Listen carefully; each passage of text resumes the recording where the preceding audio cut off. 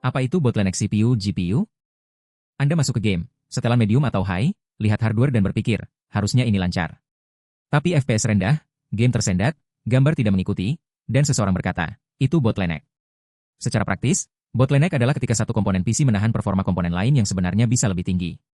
Seperti mobil sport dengan selang bahan bakar kecil, mesinnya ingin ngebut, tapi tidak mendapat suplai yang cukup. Dan di dunia game, dua bintang drama ini selalu sama, CPU dan GPU. Apa itu bottleneck antara CPU dan GPU? Definisi sederhana. Bottleneck CPU-GPU terjadi saat salah satu jelas lebih lambat dan mencegah yang lain mengeluarkan performa penuh. CPU mengurus logika game, fisika, AI, perhitungan, semua yang bukan gambar. GPU mengurus render, tekstur, bayangan, efek, resolusi, semua yang Anda lihat di layar. Jika CPU tidak mempersiapkan data cukup cepat, GPU menunggu. Jika GPU tidak bisa merender semua yang dikirim CPU yang menunggu.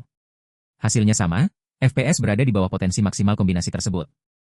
Cara mudah membayangkan bottleneck. Bayangkan dapur restoran. CPU adalah koki yang menyiapkan pesanan.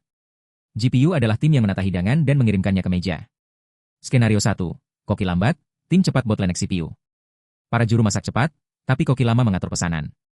Tim menunggu piring baru. Skenario 2. Koki cepat, tim lambat bottleneck GPU.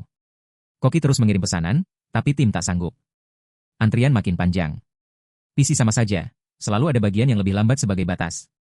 Itu normal. Masalah muncul ketika perbedaan terlalu besar dan mulai merusak pengalaman bermain. Perbedaan bottleneck CPU dan GPU. Langsung saja. Bottleneck GPU. Kartu grafis berada di batasnya, penggunaan sangat tinggi, hampir 100%, sementara CPU masih punya ruang.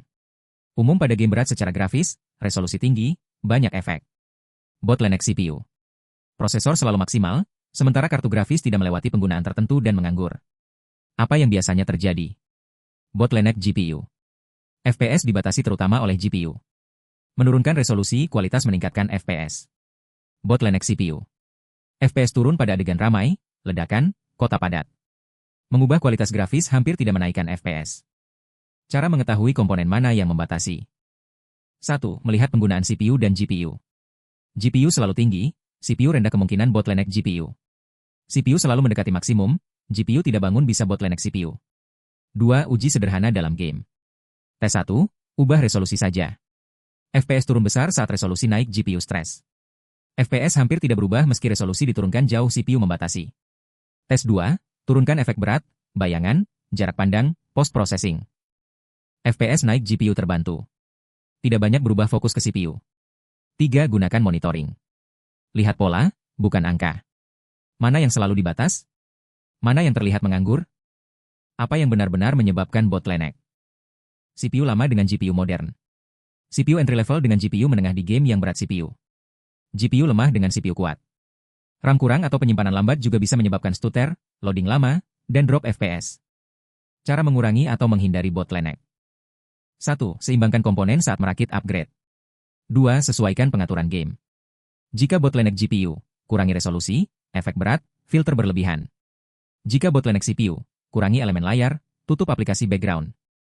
3. Hindari ekspektasi tidak realistis. 4. Lakukan upgrade yang tepat pada waktu tepat. Kapan perlu khawatir, dan kapan tidak.